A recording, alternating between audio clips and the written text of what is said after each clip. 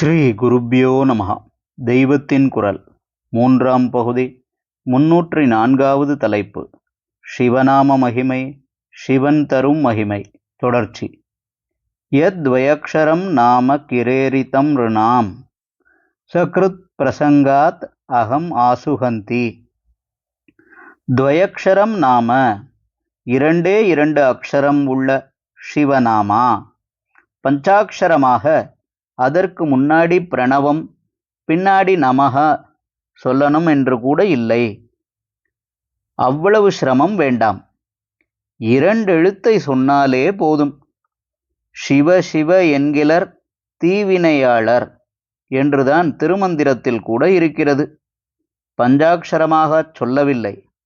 துவயக்ஷரம் நாம கிரா என்றால் இரண்டே அக்ஷரமுள்ள நாமமான வார்த்தை.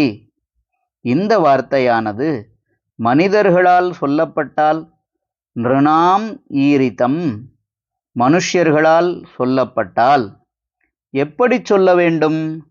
ஸ்நானம் பண்ணி மடி பண்ணி கொண்டு மூச்சை கீச்சை அடக்கி ரொம்பவும் நியமமாக சொல்ல வேண்டுமா? அதெல்லாம் வேண்டியதில்லை.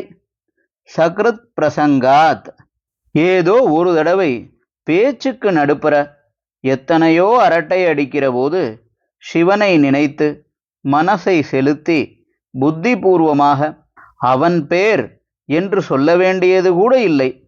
அகஸ்மாத்தாக ஏதோ பேச்சுக்கு நடுப்புற அந்த இரண்டெழுத்து வந்துவிட்டால் கூட போதும். சிவப்பு அரிசி வடாம் என்கிற மாதிரி எதையோ சொல்லி கொண்டு போகும்போது இந்த இரண்டெழுத்து வந்துவிட்டால் கூட போதும். இவ்வாறு அது அகஸ்மாத்தாக ஒரு தரம் சொல்லப்பட்டால் கூட என்ன பண்ணிவிடுகிறது? அகம் ஆசுஹந்தி, அகம் பாபத்தை, ஆசு உடனே, தத்க்ஷணமே, ஹந்தி அழித்து விடுகிறது.